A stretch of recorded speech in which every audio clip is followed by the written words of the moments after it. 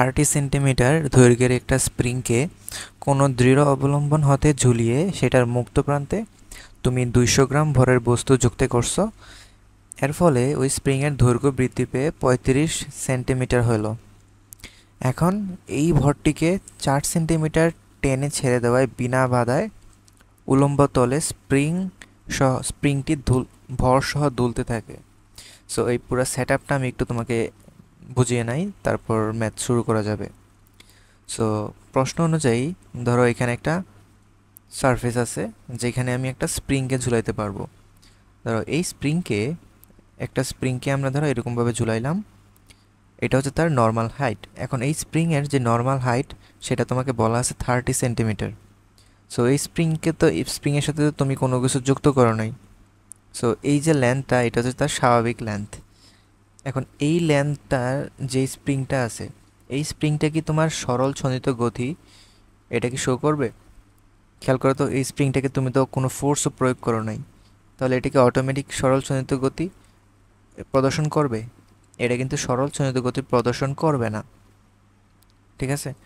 আচ্ছা, তারপরে বলছে এই স্প্রিংয়ের ভিতরে তুমি 200 গ্রাম ভরের বস্তু ঝুলাইছো। সো এটা যিনি হাইপোথেটিক্যালি চিন্তা করো, এই স্প্রিংয়ের নিচে যখন তুমি 200 গ্রাম ভর যখন ঝুলাবা, তখন অবশ্যই সেই ভরের কারণে এই স্প্রিংটা নিচের দিকে কিছু পরিমাণ ফোর্স ফিল করবে। বাট সেই ফোর্সটা কি তোমার এটাকে তোমার সরল ছন্দিত গতি তৈরি করার জন্য এনাফ নাকি না? কীভাবে বুঝবে সেটা? সেটা হচ্ছে তুমি 200 গ্রাম ভর যখন যুক্ত করছো, ফলে এই যে স্প্রিংয়ের আছে সেই স্প্রিংয়ের দৈর্ঘ্য বৃদ্ধি পেয়ে তোমার 35 সেন্টিমিটার হয়ে গেছে। সো চিত্রটা যদি আমি এখন একটু আঁকি, আগেটার চেয়ে একটু বেড়ে গেছে তোমার লেন্থ। সো তোমার 200 গ্রাম ভরের বস্তুটা ঝুলানোর ফলে তোমার স্প্রিংটা এখন হয়ে গেল কত সেন্টিমিটার? 35 সেন্টিমিটার। সো এই 35 সেন্টিমিটার হওয়ার পর জিনিসটা চিন্তা করো, এই স্প্রিংটা কিন্তু এখানে আর মুভ করবে না। সো সে এই ভরটা ঝুলানোর ফলে সে নিচের দিকে স্ট্রেচ হয়ে গেছে, এবং স্ট্রেচ হওয়ার পরে সে 35 সেন্টিমিটারে আসার পরে সে কী হয়ে গেল? স্টপ হয়ে গেছে। তার মানে এই যে 35 সেন্টিমিটারটা, এটা হচ্ছে তার নর্মাল স্টেট।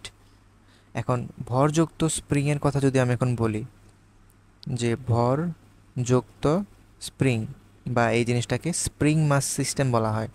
এই ভরযুক্ত স্প্রিংটাই তোমার এখানে সরল ছন্দিত গতি করার জন্য ক্যাপাবল। তোমার এই নর্মাল যে স্প্রিংটা, ভর ছাড়া স্প্রিং, সেটা কিন্তু সরল ছন্দিত গতি করতে পারবে না যদি আমরা ফোর্স প্রয়োগ না করি।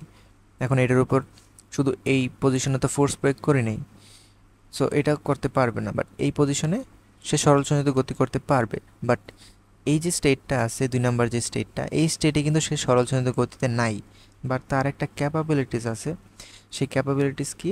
তাকে যদি তুমি বাইরে থেকে সামান্য একটু পরিমাণে টেনে ছেড়ে দাও, দেখো এরপর ভরটাকে তুমি 4 সেন্টিমিটার টেনে ছেড়ে দিছো, অর্থাৎ খুবই সামান্য একটু টেনে ছেড়ে দিছো না? সেই টেনে ছাড়ার পরেই কিন্তু সেই উলম্ব তলে দুলতে থাকে। তার মানে এই ভরযুক্ত যে স্প্রিং 35 সেন্টিমিটার আগে থেকে ছিল, সেই 35 সেন্টিমিটার অবস্থান থেকে ধরো এটা হচ্ছে 35 সেন্টিমিটার, এই 35 সেন্টিমিটার থেকে তুমি তাকে 4 সেন্টিমিটার টেনে যে ছেড়ে দিছো, সেই টেনে ছেড়ে দেওয়ার ফলে সে দুলতে থাকে বা সরল ছন্দিত গতি করতে থাকে। তাহলে যেই পজিশন থেকে আমি তাকে টেনে দিলাম, তাহলে সেই পজিশনটাকে আমরা কি বলবো? আমাদের সাম্যাবস্থান। সাম্যাবস্থান কোন পজিশনটা হয়? একটা সিস্টেম তুমি যদি এক্সট্রা বাইরে থেকে ফোর্স প্রয়োগ না করো, তাহলে যেই অবস্থানে এসে সে রেস্টে থাকবে বা যেই পজিশনটা তার ফাইনাল স্টেট, সেই পজিশনটাকে আমরা বলি সাম্যাবস্থান। তাহলে এই যে সাম্যাবস্থা, এই সাম্যাবস্থা থেকে তুমি 4 সেন্টিমিটার তাকে সরণ ঘটাইছো, ফলে সাম্যাবস্থা থেকে একদিকে যদি 4 সেন্টিমিটারের সরণ ঘটে, বিপরীত দিকেও তোমার স্প্রিংটা 4 সেন্টিমিটার সংকুচিত হয়ে এখানে একটা সরল ছন্দিত দোলক সৃষ্টি করবে। তার মানে তোমার এই যে 35 সেন্টিমিটার, এই যে 30 সেন্টিমিটার, এগুলা কিন্তু এখানে তোমার কোনো ফ্যাক্ট না। এই জিনিসগুলো দিয়ে কিন্তু তোমার এখানে কোনো ইনফরমেশন কিন্তু বের হবে না। তোমার এখানে শুধুমাত্র প্রয়োজন হবে কিসের? যে স্প্রিংয়ের মূল দৈর্ঘ্য কত, এবং তোমার এই যে স্প্রিংটা, এই স্প্রিংয়ের সাম্যাবস্থানটা কোন পজিশনে, সাম্যাবস্থান থেকে সরণ কতটুকু, বা আমরা যদি বলি বিস্তার কতটুকু, সেটা। আচ্ছা, তাহলে এটা আমরা গ নাম্বারে যদি বের করার চেষ্টা করি, গ নাম্বারে আমাকে বলছে আমার যে স্প্রিংটা আছে সেই স্প্রিংয়ের স্পন্দনের কম্পাঙ্ক বের করতে। তো আমরা তো জানি স্প্রিংয়ের কম্পাঙ্কের সাথে দোলনকালের সম্পর্ক আছে। এখন একটা স্প্রিং মাস সিস্টেমের জন্য দোলনকালের ইকুয়েশন হচ্ছে T is equals to 2 pi root over m by k. Okay, তার মানে এখানে আমাদের এম এর মান দরকার এবং কে এর মান দরকার।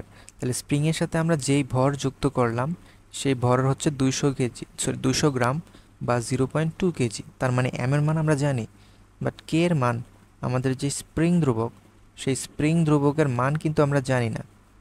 ঠিক আছে, স্প্রিং ধ্রুবকের মান আমরা জানি না, তাহলে সেই স্প্রিং ধ্রুবকের মানটাই আমাকে বের করতে হবে। সো কীভাবে বের করব, সেটা বের করার প্রসেস হচ্ছে এই যে 1 নাম্বার কেস থেকে 2 নাম্বার কেসে যাওয়ার ফলে তোমার যেই কনসেপ্টটা ইউজ হয়েছে সেই কনসেপ্টটা হচ্ছে একটা স্প্রিংয়ের ভিতরে তুমি একটা ভর ঝুলাইছো, সেই ভর ঝুলানোর ফলে স্প্রিংটা কিছু দূর যেয়ে থেমে যাবে। এখন চিন্তা করো তো স্প্রিংটা এখানে এসে কেন থামলো? সে তো চাইলে আজীবন নিচের দিকে স্ট্রেচ করতে পারতো না, বাট সে তো স্ট্রেচ করে নেই। তাহলে অবশ্যই তুমি ভরটা ঝুলানোর ফলে অপোজিট ডিরেকশনে এই স্প্রিংয়ের উপর একটা বল কাজ করতেছে, যেই বলটা এই বস্তুর যে ওজন সেটাকে নেগলেক্ট করতেছে বা নালিফাই করতেছে। তার মানে বস্তুর ওজনকে তোমার যেই বলটা নালিফাই করতেছে সেই বলটা হচ্ছে একটা স্প্রিং বল। আর আমরা জানি স্প্রিং বলের যে ইকুয়েশন সেটা হচ্ছে কে ইন্টু এক্স, বা আমরা কে ইন্টু এক্স বা ডি যেটাই লিখি না কেন, এখানে এফ এর ইকুয়েশন কি, এফ এর মানটার ভ্যালু কত, এই এই যে স্প্রিং বলটা তোমার ওই পরিমাণ বলই ফিল করবে যেই পরিমাণ ওজন তাকে দিতেছো নিচের দিকে। সে বেশিও দিবে না কমও দিবে না, যদি বেশি দিত তাহলে কি হইতো, স্প্রিংটা অটোমেটিক উপরে উঠে যেত, বাট এটা তো হয় না। তাহলে এই এফ এর ভ্যালু হচ্ছে তোমার এম জি কে ইন্টু ডি। তাহলে তোমার কে এর যে ইকুয়েশন সেটা হচ্ছে এম জি, এম হচ্ছে 0.2 কেজি, জি হচ্ছে 9.8, এবং ডি অর্থাৎ সে কতটুকু স্ট্রেচ হয়েছে তুমি এই ভর ঝুলানোর ফলে, সেই ভর ঝুলানোর ফলে সে 5 সেন্টিমিটার স্ট্রেচ হয়েছে, তার মানে 0.05। এটা হচ্ছে তোমার কিসের মান, কে এর মান। সো এটা যদি ক্যালকুলেট করো দেখবা যে 39.2 নিউটন পার মিটার হচ্ছে আমাদের কে এর ভ্যালু। তাহলে সেই কে এর ভ্যালুটাই আমরা যদি এখানে বসাই, T is equals to T by root over m by k. So 0.2 divide by 39.2। এখন যদি ফ্রিকোয়েন্সি বের করতে চাই সেটা হবে 1/t, এবং সেটার ভ্যালু হবে 2.23 হার্টজ। ঠিক আছে, সো এটা হচ্ছে গয়ের অ্যান্সার। এখন ঘতে বলছে সাম্যাবস্থান হতে 2 সেন্টিমিটার দূরে কোনো বিন্দুতে স্পন্দনজনিত যে গতিশক্তিটা সেই গতিশক্তির মান কত। সো আমার গয়ের কাজ শেষ। এখন ঘটা যদি করতে চাই তাহলে হচ্ছে সাম্যাবস্থান থেকে 2 সেন্টিমিটার দূরে বস্তুটার স্পন্দনজনিত গতিশক্তি। সো এখানে সে সরল স্পন্দিত গতি যেখানে ঘটতেছে সেই কেজের ক্ষেত্রে ওই স্প্রিংয়ের 2 সেন্টিমিটার দূরে সাম্যাবস্থান থেকে সেখানে তোমার গতিশক্তি এবং বিভব শক্তি বের করতে হবে। সো আমাদের যে স্প্রিং মাস সিস্টেম, যে সরল স্পন্দিত গতি এখানে আমাদের সৃষ্টি হইতেছে, সেই সরল স্পন্দিত গতির ক্ষেত্রে আমাদের যে বিস্তারের ইকুয়েশন, সরি বিস্তারের যে ভ্যালুটা সেটা কত, দেখো 2 নাম্বার কেজের যে ভ্যালুটা এটা কি তোমার বিস্তার হবে? এটা কিন্তু বিস্তার হবে না, কারণ এতটুকু ডিস্টেন্স নিয়ে কিন্তু সে আপ ডাউন করতেছে না, সে আপ ডাউন করতেছে এই যে থার্ড যে কেজ আছে সেই থার্ড কেজের 4 সেন্টিমিটার নিয়ে আপ ডাউন করতেছে। তার মানে আমাদের যে বিস্তারের ভ্যালু সেটা হচ্ছে 0.04 মিটার, এবং আমাকে বলছে সাম্যাবস্থান থেকে সরণ এক্সের মান 0.02 মিটার বা 2 সেন্টিমিটার সরণে। এবং গতে তো আমরা বের করছিলাম আমাদের যে কে এর ভ্যালু সেটা কত, 39.2 নিউটন পার মিটার। এখন অবশ্যই আমরা জানি আমাদের যে কোনো র্যান্ডম পজিশনের জন্যে ই কে এর ভ্যালু অর্থাৎ সাম্যাবস্থান থেকে এক্স সরণে আমাদের যেই গতিশক্তির মান সেই গতিশক্তির ইকুয়েশন হচ্ছে half of k a square minus x square. That means half of k এর মান হচ্ছে 39.2 ইন্টু 0.04 স্কোয়ার মাইনাস 0.02 স্কোয়ার। ঠিক আছে, সো এটা যদি বের করো দেখবে রেজাল্ট হবে 0.02352 জুল। তার মানে ওই পজিশনের গতিশক্তি আমরা বের করে ফেলছি। এখন আমাদের বের করা দরকার বিভব শক্তি, এবং বিভব শক্তির ইকুয়েশন আশা করি জানো যে একটা স্প্রিং ধ্রুবকের জন্য স্প্রিং মাস সিস্টেম হোক বা যেই কোনো সরল দোলক সিস্টেম হোক, সবগুলোর জন্য কিন্তু ইকুয়েশন সেম। ঠিক আছে, সরল দোলকের জন্য সেম, স্প্রিংয়ের জন্য same. So half of K x square হচ্ছে আমাদের বিভব শক্তির ইকুয়েশন। তাহলে half of 39.2 into 0.02 whole square, যেটার মান আসে 7.84 ইন্টু 10⁻³ জুল। সো প্রশ্নে যেই জিনিসটাকে খুঁজতে বলছে যে ওই বিন্দুতে গতিশক্তি এবং বিভব শক্তি সমান হবে কিনা। সো ক্লিয়ারলি দেখতেই পাইতেছো আমাদের যে ই কে এর value doesn't equals to EP. Okay, so এটা হচ্ছে অ্যান্সার। সো এখানে 2 কেজি ভরের একটা বস্তু 20 সেন্টিমিটার বিস্তার নিয়ে একটা সমীকরণ অনুসরণ করে সে কম্পিত হইতেছে, এবং এই সমীকরণটা দেখে আমরা বুঝতেছি যে এটা একটা সরল চলন্ত গতির যে ডিফারেনশিয়াল ইকুয়েশন সেটা, বা সরল চলন্ত গতির অন্তরীকরণ সমীকরণ। সো এই কম্পন শুরুর 2 সেকেন্ড পরে তার গতিশক্তি k1 হয়েছে, এবং 2.5 সেকেন্ড পর তার গতিশক্তির মানটা k2 হয়েছে। প্রথমে গতে আমাকে বের করতে বলছে এই বস্তুটার কম্পাঙ্ক কত। সো আমরা জানি কম্পাঙ্কের সাথে আমাদের দোলনকালের ডিরেক্ট সম্পর্ক আছে। সো কম্পাঙ্কের ডিরেক্ট ইকুয়েশন তো আমরা কোনো শিখি নাই আমাদের সরল ছন্দিত গতির ক্ষেত্রে, আমরা দোলনকালের ইকুয়েশন শিখছি। তাহলে প্রথমত আমরা দোলনকালের ভ্যালু বের করব, তারপরে আমরা কি এখানে কম্পাঙ্ক বের করব। ঠিক আছে, এটা হইতে পারে প্রথম পার্ট। অথবা আরেকটা জিনিস হইতে পারে, এখানে তো তোমার দোলনকাল বের করার জন্য যথেষ্ট ইনফরমেশন দেয় নাই, এখানে আমাদের একটা সরল ছন্দিত গতির ইকুয়েশন টাইপের দিয়ে রাখছে, অন্তরীকরণ সমীকরণ। সো সরল ছন্দিত গতির যেই স্ট্যান্ডার্ড যে অন্তরীকরণ ইকুয়েশন, সেই ইকুয়েশনটা আমরা জানি ডি স্কোয়ার এক্স বা by DT square plus omega square x equal 0, অথবা আমরা এই ফর্মেটের সাথে পরিচিত a square is equals to minus omega square x. এটাই আর কি এখানে ডিফারেন্সিয়াল ফর্মেটে লিখছে।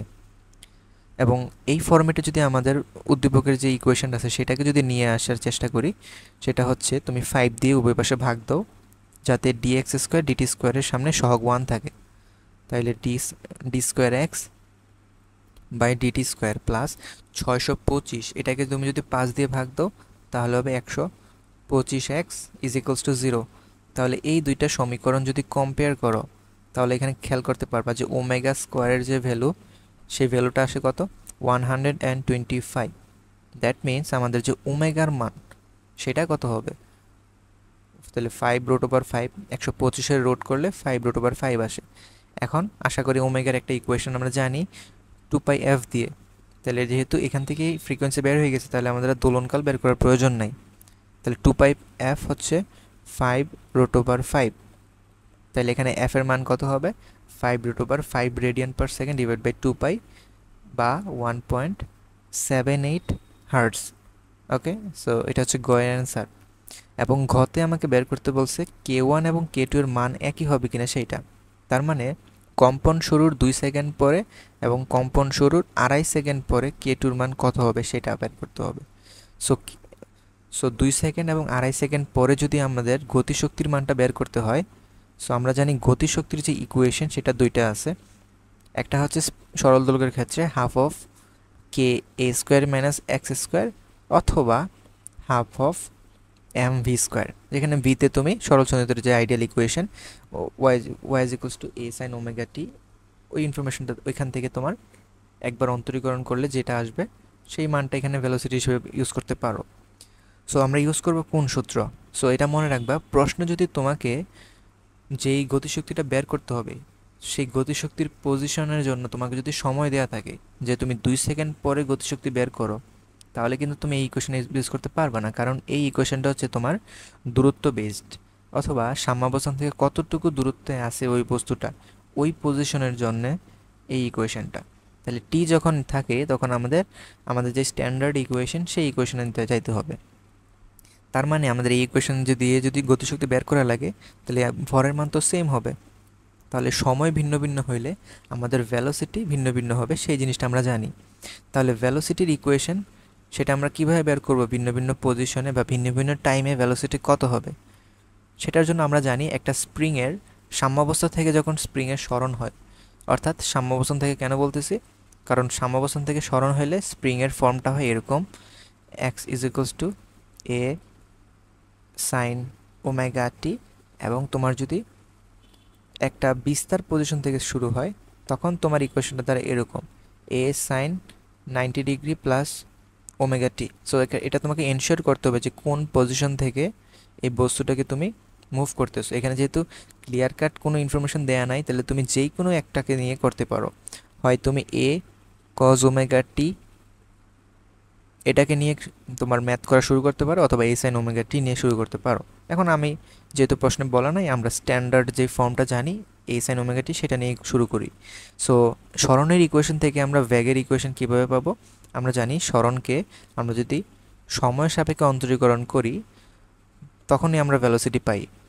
তাহলে এ সাইন ওমেগা টি, এখানে এ তো হচ্ছে কনস্ট্যান্ট, এবং সাইন ওমেগা টি এর যদি ডিফারেন্সিয়েশন করো তাহলে কজ ওমেগা টি হবে, এবং আমাদের ওমেগা টি এর আবার ডিফারেন্সিয়েশন করতে হবে, ফলে ওমেগা একটা কনস্ট্যান্ট, তাহলে টি এর অন্তরীকরণ করলে 1 হবে।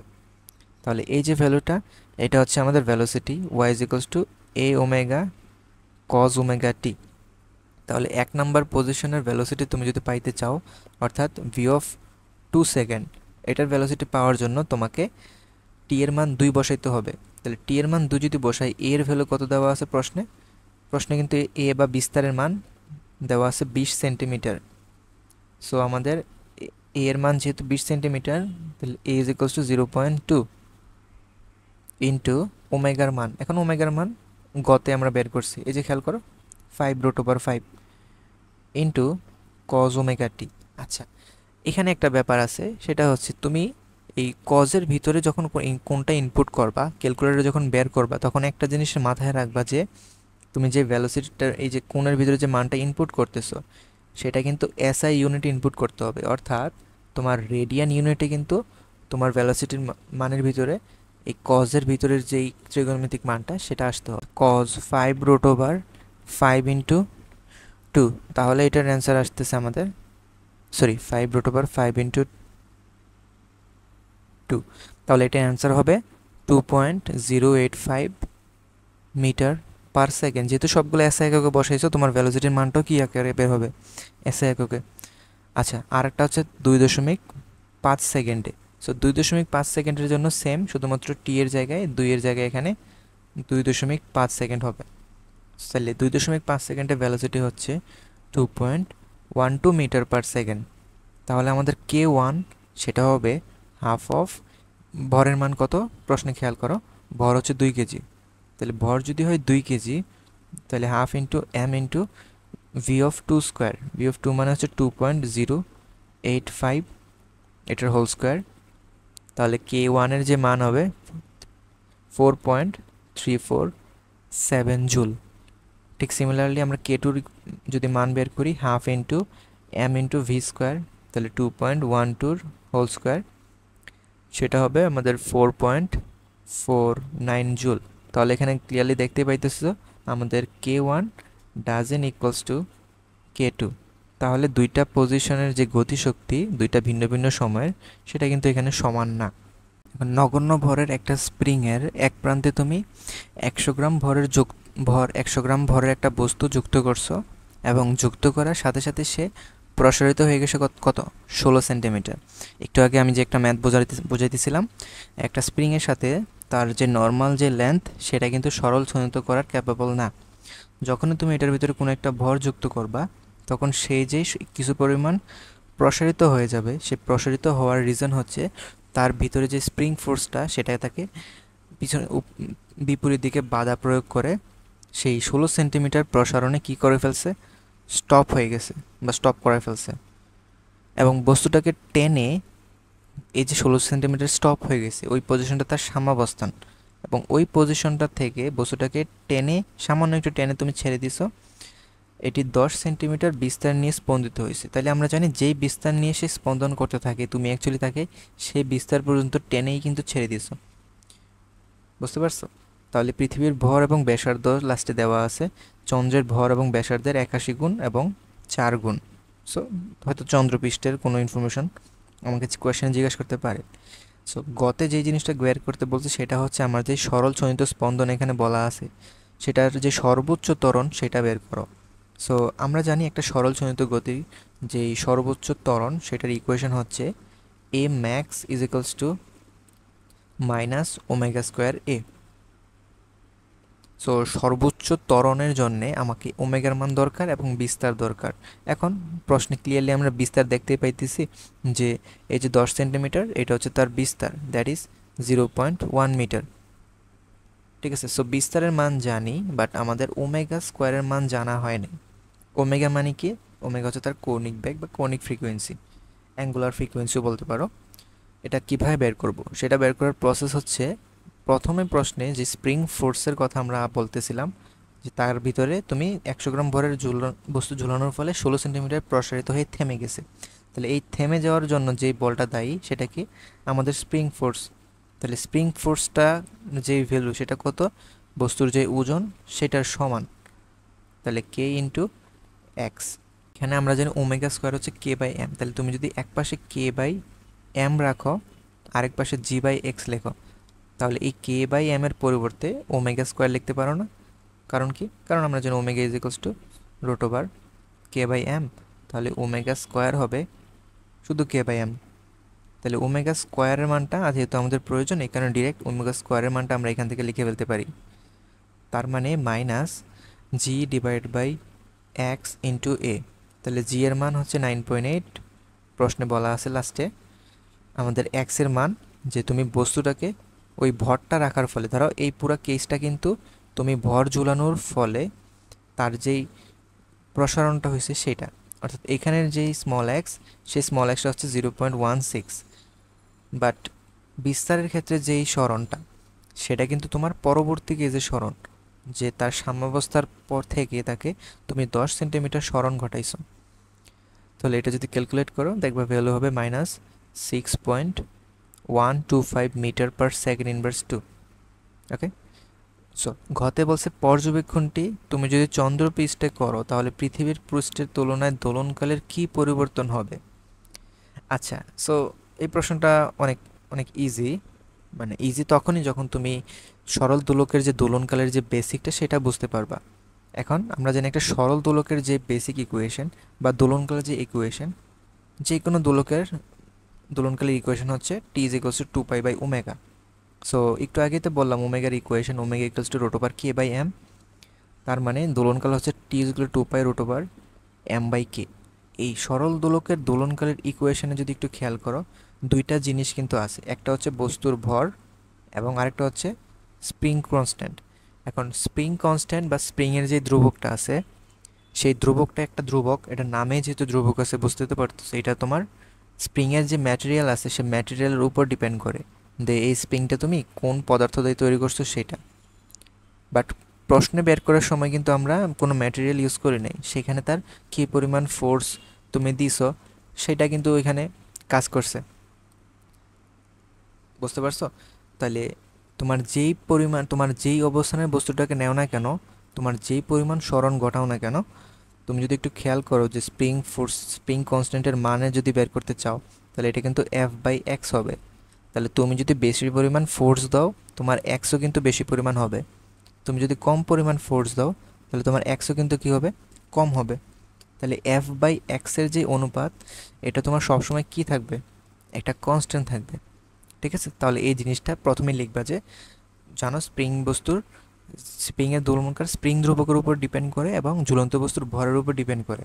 এখন বস্তুটাকে তুমি যদি চন্দ্রপৃষ্ঠে নাও বা পৃথিবী পৃষ্ঠে রাখো, এই দুইটা ভ্যালু কিন্তু কখনোই চেঞ্জ হবে না, ভর চেঞ্জ হবে না এবং স্প্রিংয়ের যেই স্প্রিং ধ্রুবক সেটা চেঞ্জ হবে না।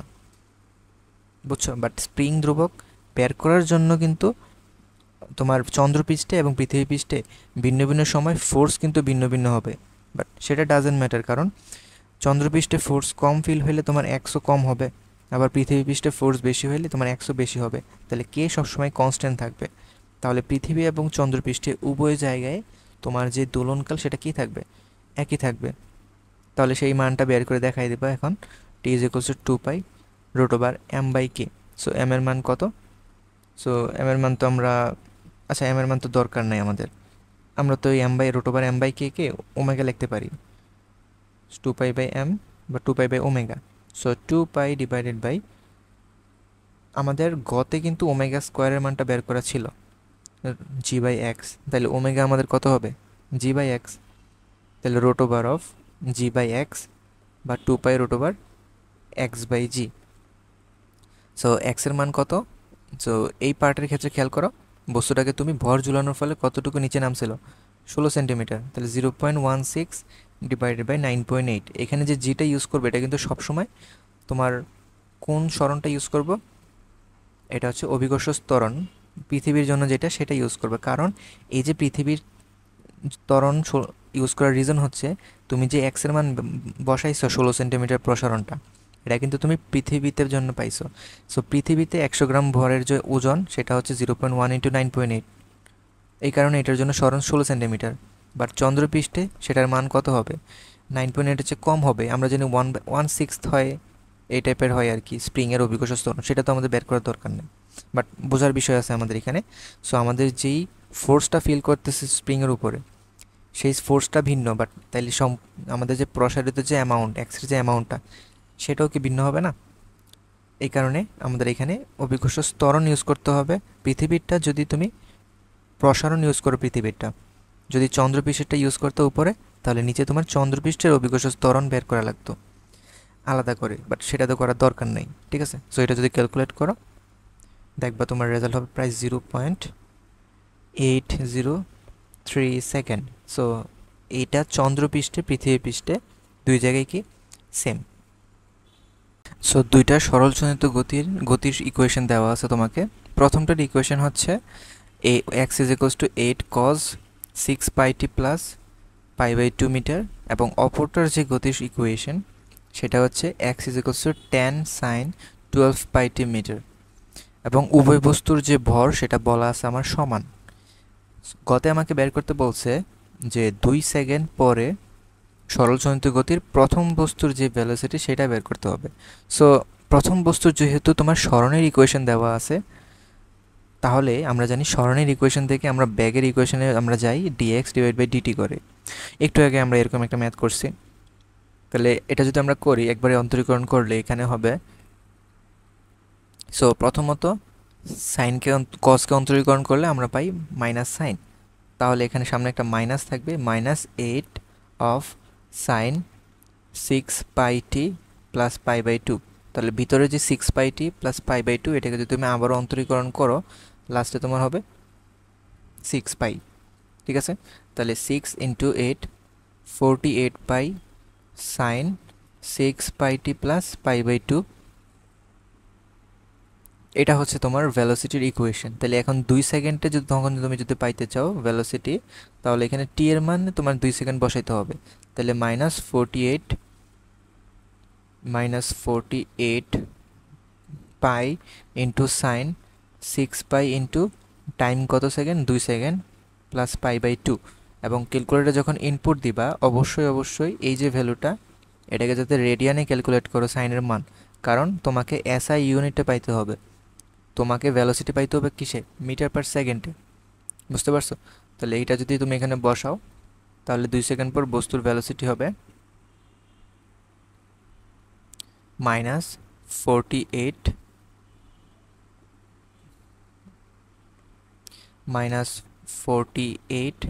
পাই মিটার পার সেকেন্ড। সো এটা হচ্ছে 2 সেকেন্ড পরে আমাদের সরল চলিত গতির প্রথম বস্তুর যে বেগ সেটা। ঘ নাম্বারে খেয়াল করো, উভয় বস্তুর বা উভয় সরল ছন্দিত যে বস্তুটা আছে তার মোট শক্তি গাণিতিকভাবে তুলনা করো। তার মানে তোমাকে এখানে তুলনা করতে হবে, মানে দুইটার ভ্যালু তোমার বের করে দেখাইতে হবে যে কোনটা কার কত গুণ বা কোনটা কার থেকে কে বেশি। তাহলে প্রশ্ন অনুযায়ী খেয়াল করো, একটা সরল চলিত গতির যে আইডিয়াল ইকুয়েশন, সে আইডিয়াল ইকুয়েশনটা থাকে এরকম, x is equals to a sine omega t. এখন দুইটাই কিন্তু, so omega t plus phi যদি চিন্তা করো, অথবা আমরা শুধু ওমেগা টি এ চিন্তা করি, সো এই ইকুয়েশনে তোমার সাইনের সাথে টি এর সাথে যে ভ্যালুটা থাকে সেটা হচ্ছে তোমার কৌণিক কম্পাঙ্কের ইকুয়েশন। এখন প্রথম যেই সমীকরণটা খেয়াল করো, সেই সমীকরণটার ক্ষেত্রে কজ 90 প্লাস থিটা এই জিনিসটাকে তুমি কি লিখতে পারো? Minus sine theta. তাহলে মাইনাস সাইন থিটা মানে হচ্ছে তোমার এইটার যে সামনের যে ভ্যালুটা, বিস্তারের মানটা, সেটা নেগেটিভ থেকে শুরু হয়েছে, বাট সাইনের জায়গায় সাইনই থাকবে। তাহলে টি এর যেই সহগ এইখানে, সেটাকে তুমি ওমেগা 1 ধরতে পারো, এবং এই যে 8টা সেটাকে তুমি A1 ধরতে পারো, বিস্তার, ঠিক আছে, তাহলে এখানে আমরা লিখি যে প্রথম বস্তুর বিস্তার যে A1, সেই A1 হচ্ছে তোমার 8 সেন্টিমিটার, বা সরি এখানে তো মিটার বলা আছে, সো এই পুরাগুলার সবগুলার ভ্যালু কিন্তু তোমার মিটার ইউনিটে বের হবে। তাহলে A1 হচ্ছে তোমার 8 মিটার, A2 কত, A2 হচ্ছে তোমার 10 মিটার। সো A1 A2 বের হয়েছে। সো ওমেগা 1 কত, ওমেগা 1 হচ্ছে এখানে 6 পাই রেডিয়ান পার সেকেন্ড, আর ওমেগা 2 হচ্ছে পরের ইকুয়েশনে 12 পাই রেডিয়ান পার সেকেন্ড। তাহলে এ এবং ওমেগা এই দুইটার ভ্যালু বের হয়ে শেষ হয়ে গেছে। এখন আমাদের যদি গতিশক্তি বের করা লাগে, সরি গতিশক্তি তো না, আমাদের তো মোট শক্তি বের করতে হবে। সো আমরা জানি স্প্রিংয়ের যে টোটাল শক্তি, সেই টোটাল শক্তির ইকুয়েশন হচ্ছে half of K into a square. So total শক্তির ভিতরে কে এর ইকুয়েশন এবং এ এর মান দুইটাই আছে। কে এর মানের ক্ষেত্রে আমরা কি জানি, k is equals to root over, sorry omega is equals to root over K by M.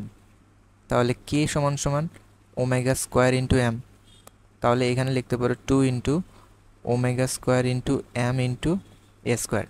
তাহলে দুইটা পজিশনের যদি গতিশক্তি তুলনা করতে চাই, that is E1 divide by E2 যদি আমরা করতে চাই, আমাদের লিখতে হবে ইকুয়েশনটা এরকমভাবে, হাফ ইন্টু প্রথম বস্তুর জন্য ওমেগা 1 স্কোয়ার ইন্টু প্রথম বস্তুর ভর এবং দ্বিতীয় বস্তুর ভর সেম, তাহলে দুইটার ক্ষেত্রে আমি লিখো ইন্টু A1 স্কোয়ার, আর নিচে হবে হাফ ইন্টু ওমেগা 2 ভর সেম এবং বিস্তার ভিন্ন। তাহলে ওমেগা 1 ওমেগা 2 A1 A2 এই সবগুলোর ভ্যালু তো আমরা একটু আগে পেলাম।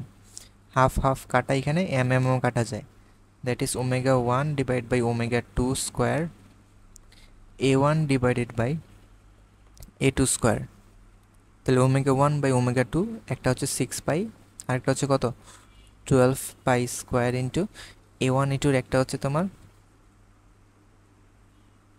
সো A1 A2 একটা হচ্ছে তোমার 8, আরেকটা হচ্ছে কত 10, এটারও তোমার স্কোয়ার হবে।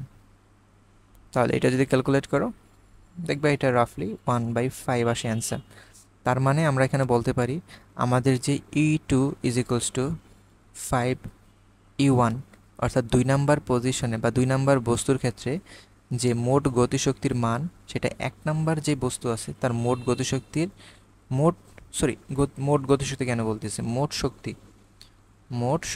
2 নাম্বারের যে মোট শক্তি সেটা 1 নাম্বারের মোট শক্তির 5 গুণ। সরল ছন্দিত গতির স্পন্দনশীল 0.1 কেজি ভরের কোনো কণার সরণের ইকুয়েশন তোমার দেওয়া আছে, x is equals to 0.1 sine 0.5 pi T plus pi by 5। এখন সকল রাশি তোমার এসআই এককে প্রদত্ত আছে এই ইকুয়েশনের, সেটা লাস্টে তোমাকে বলে দিয়েছে। এখন গতে আমাকে জিজ্ঞেস করছে সর্বোচ্চ বিস্তারে কণাটার উপর ক্রিয়ারত প্রত্যয়নী বল কত। সো প্রশ্ন থেকে বুঝতে পাইতেছি যে আমরা এই ইকুয়েশনটাকে যদি আমরা সরল ছন্দিত কণার ideal equation y is equals two a sin omega t plus 5, ওটার সাথে যখন চিন্তা করব আমরা, এখানে আমাদের ওমেগার যে ভ্যালু সেটা আমরা পাই 0.5 পাই। একটু আগে এরকম একটা ম্যাথ করছি আমরা। সো আমরা বুঝছি যে এখানে কি করতেছি আমরা। ওমেগা হচ্ছে 0.5 পাই রেডিয়ান পার সেকেন্ড। আমাদের এখানে ভরের মান প্রশ্নে বলা আছে 0.1 কিলোগ্রাম, এবং বিস্তারের মান আমাদের ইকুয়েশন থেকে আমরা পাই 0.1 মিটার। যেহেতু সবগুলো এসআই ইউনিটে, তাহলে আমরা চিন্তা করে নিতে পারি এ এর ইকুয়েশনও কি তোমার এসআই ইউনিটে। তাহলে প্রশ্নে যেহেতু সর্বোচ্চ বিস্তারে কণাটার উপর ক্রিয়াশীল প্রত্যয়নী বল বের করতে বলছে, সো আমরা জানি প্রত্যয়নী বল হচ্ছে একটা ঋণাত্মক বল। ঋণাত্মক বল কেন, কারণ এই বলটা তোমার সরণের বিপরীতে কাজ করবে, বা তোমার ত্বরণ যেই ডিরেকশনে থাকবে তোমার ফোর্স তার বিপরীত ডিরেকশনে থাকবে। সো প্রত্যয়নী বলের ইকুয়েশন হচ্ছে F is equals to k into a, অর্থাৎ স্প্রিং ফোর্সের যে equation F is equals to minus k x. ওইখানে এক্সের ভ্যালু যখন তুমি ক্যাপিটালে ইনপুট করবা তখন তুমি সর্বোচ্চ যেই প্রত্যয়নী বল পাবা সেটা পাবা, আর এক্সের মান র্যান্ডম ভ্যালুর জন্য তোমার ওই স্প্রিংটাকে ওই সরণ মুহূর্তে, অর্থাৎ একটা স্প্রিং যদি তুমি 5 সেন্টিমিটার সরণ ঘটাও, তাহলে যখন স্প্রিংটা 2 সেন্টিমিটার সরণ ঘটতেছিল ওই পজিশনে একটা প্রত্যয়নী বল থাকবে, 3 সেন্টিমিটার একটা প্রত্যয়নী বল থাকবে, তাহলে ওইটা কিন্তু সর্বোচ্চ হবে না, কারণ 5 সেন্টিমিটারে তার যেহেতু বিস্তার 5 সেন্টিমিটার, তাহলে বিস্তার পজিশনে তার যে স্প্রিং ফোর্স সেটাই তোমার ম্যাক্সিমাম প্রত্যয়নী বল, অর্থাৎ minus k into a. So k এর ইকুয়েশন আমরা জানি omega square into capital m, sorry omega square into M into a. So ওমেগার মান প্রশ্নে দেওয়া আছে 0.5 পাই, এটার স্কোয়ার।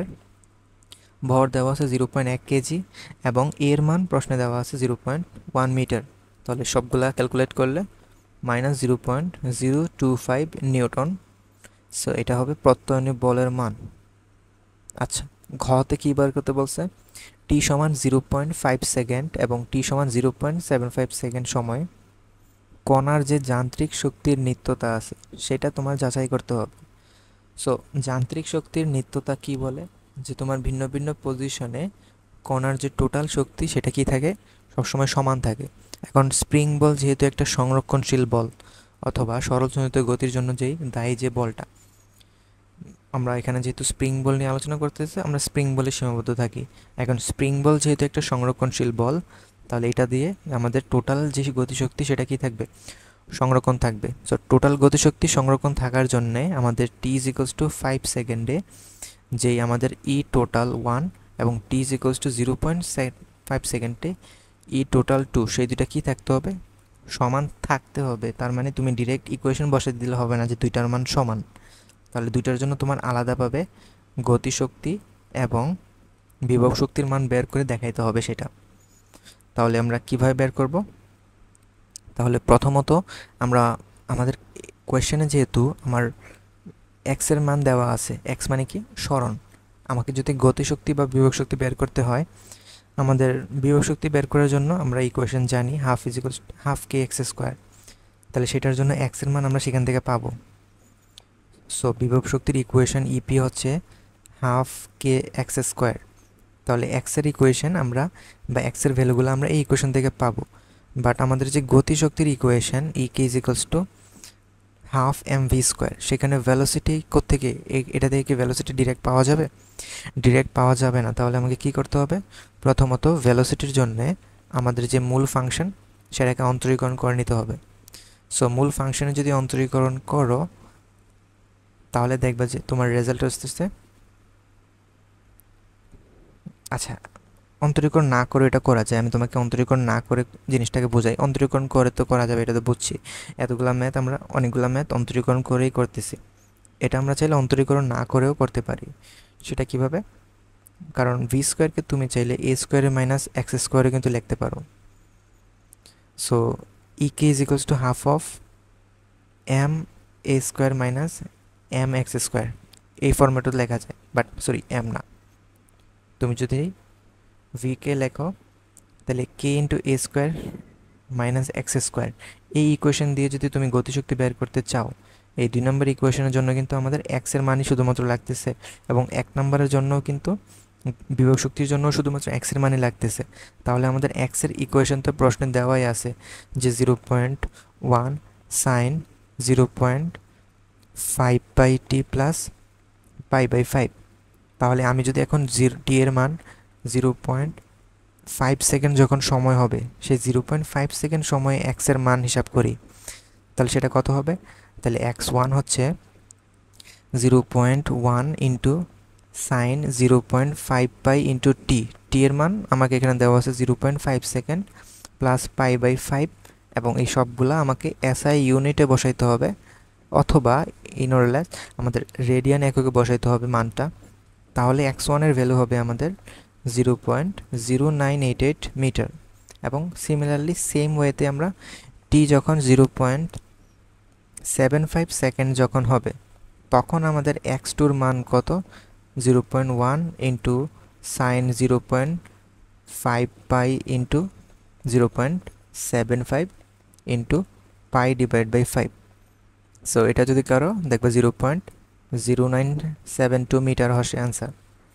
তার মানে আমাদের x1 পজিশনের জন্য যদি আমরা গতিশক্তি বিভব শক্তি হিসাব করি, সেই x1 পজিশনের জন্য আমাদের গতিশক্তি হবে কে 1 is equals to half of A x square minus half of A square minus x square. এখন এর মান প্রশ্নে দেওয়া আছে অথবা এই ইকুয়েশন থেকেই দেখতে পাইতেছো 0.1 যেটা, সেটা হচ্ছে তোমার এর ভ্যালু। তো সেটা যদি এখানে তুমি বসাও তাহলে সবগুলো ভ্যালু এখানে আছে। তাহলে 0.5 সেকেন্ড পরে তোমার গতিশক্তি হবে 2.98 ইন্টু 10⁻⁻5 জুলস। ঠিক আছে, তাহলে গতিশক্তি বের হয়ে শেষ এবং বিভব শক্তি বের করি। এবং বিভব শক্তির ইকুয়েশন হাফ কে এক্স স্কোয়ার, সবগুলো ভ্যালুই দেওয়া আছে। কে এর মান আমরা বের করছি, বা কে এর মান আমাদের এখানে জানা আছে। আচ্ছা, কে এর মান তো আমরা বের করে নিই, কে এর মানটা একটু বের করে নিই আমরা এখানে। K is equals to omega square into m. So ওমেগার মান হচ্ছে 0.5 পাই হোল স্কোয়ার ইন্টু আমাদের ভর হচ্ছে 0.1 KG, that is 0.25 newton per metre. Okay, তাহলে half of K x square, এটাতে যদি তুমি বসাও সবগুলো ভ্যালু, তাহলে 0.5 সেকেন্ড পরে কণার বিভব শক্তি হবে 1.22 ইন্টু 10⁻³ জুল। তাহলে ET1 অর্থাৎ 1 নাম্বার পজিশনের জন্য বা 1 নাম্বার সময়ে তোমার যে টোটাল শক্তি সেটা কত হবে, গতিশক্তি প্লাস বিভব শক্তি, that is 1.25 into 10⁻³ joule. Okay, so এখন আমাদের দরকার x2 যখন পজিশন ছিল, সো সেই x2 পজিশনের জন্য গতিশক্তি এবং বিভব শক্তির মানটা বের করা। তাহলে x2 পজিশনের জন্য গতিশক্তি EK2 কত হবে, half of k a square minus x2 square. So সবগুলো ভ্যালুই আগের মতোই বসাবা। 6.9 ইন্টু 10⁻⁻5 জুল আসে অ্যান্সার। আর EP2 এটার ইকুয়েশন কি, half K into x square, but এখানে এক্স হিসেবে আমাদের বসাইতে হবে x2। তাহলে এখানে যদি সবগুলো মান বসাও তাহলে এখানে রেজাল্ট হবে 1.18 ইন্টু 10⁻³ জুল। ঠিক সিমিলারলি আগের মতোই আমরা যদি এখানে টোটাল যে গতিশক্তি টোটাল শক্তি বের করি 2 নাম্বার পজিশনের জন্যে, সেটাও আমাদের সেম এক্স্যাক্টলি 1.25 মাইনাস 10⁻³ জুল বের হবে, যেটা আমাকে প্রুফ করে দিল কি 1 নাম্বার পজিশন বা 0.5 সেকেন্ডের যে টোটাল শক্তি এবং 0.75 সেকেন্ডের যে টোটাল শক্তি, সে টোটাল শক্তি দুটা কী হবে, সমান হবে। সানি এবং রনি দুইটা দোলক নিয়ে পরীক্ষা করছে। এখন সানির দোলকটা হচ্ছে একটা সেকেন্ড দোলক এবং এটার ভর দেওয়া আছে 50 গ্রাম এবং বিস্তার দেওয়া আছে 10 সেন্টিমিটার। রনির দোলকের ভর তোমার 70 গ্রাম এবং পর্যায়কাল 5 সেকেন্ড। তার মানে রনির দোলকটা সেকেন্ড দোলক না, এতটুকু তো শিওর। এবং রনির দোলকের বিস্তার দেওয়া আছে 7 সেন্টিমিটার। সো গ নাম্বারে তোমাকে জিজ্ঞেস করছে যে সাম্যাবস্থান থেকে 6 সেন্টিমিটার অবস্থানে সানির দোলকের বেগ কত সেটা বের করতে হবে। তো সানির দোলক, এটা যেহেতু একটা সেকেন্ড দোলক, সেটার জন্য যে ভেলোসিটির equation v is equals to omega root over a square minus x square. তাহলে এক্স যখন তোমার 6 সেন্টিমিটার, দ্যাট ইজ 0.06, তখন তোমার বিস্তার কত, সানির দোলকের বিস্তার তোমার বলা আছে 0.1 মিটার, যেহেতু 10 সেন্টিমিটার সানির দোলকের। আচ্ছা, আর কি লাগবে, ওমেগা লাগবে। তো সানির দোলকের জন্য ওমেগাটা কোত্থেকে পাবা, সানির দোলকটা যেহেতু একটা সেকেন্ড দোলক, তাহলে omega is equals two 2π/t, এটা দিয়ে আমরা পাইবো। সো টি এর মান যখন 2 বসাবা তাহলে ওমেগা হচ্ছে পাই রেডিয়ান পার সেকেন্ড। তাহলে সবগুলো ভ্যালু যদি এখানে বসাও তাহলে দেখবে এখানে তোমার ভ্যালোসিটি হবে 0.25 মিটার পার সেকেন্ড। তাহলে সাম্যাবস্থান থেকে 6 সেন্টিমিটার অবস্থানে সানির দোলকের বেগ হচ্ছে 0.25 মিটার পার সেকেন্ড। এসআই ইউনিটে বের করলাম। ঘতে বলছে সানি এবং রনি উভয়ের দোলকের মধ্যে কার দোলকের শক্তি বেশি। সো শক্তি মানে টোটাল শক্তির কথা বলছে। সো আমরা জানি টোটাল শক্তির ইকুয়েশন, এতক্ষণ ধরে আমরা পড়তেছি এগুলা, হাফ অফ কে স্কোয়ার।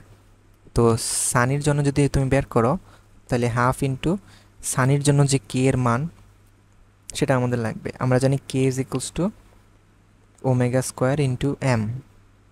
এখন ওমেগা স্কোয়ারের জন্য ওমেগার মান পাই স্কোয়ার ইন্টু এম এর মান, সানির দোলকের ভর হচ্ছে 50 gram, that is 0.05 KG into a square. সানির দোলকের বিস্তার কত, 0.1 স্কোয়ার। তাহলে সানির দোলকের যদি মোট গতিশক্তি বের করতে চাও সেটা হবে 2.47 ইন্টু 10⁻³ জুল। ঠিক আছে, তাহলে সানির দোলকের আমাদের টোটাল গতিশক্তি বের করা হইলো।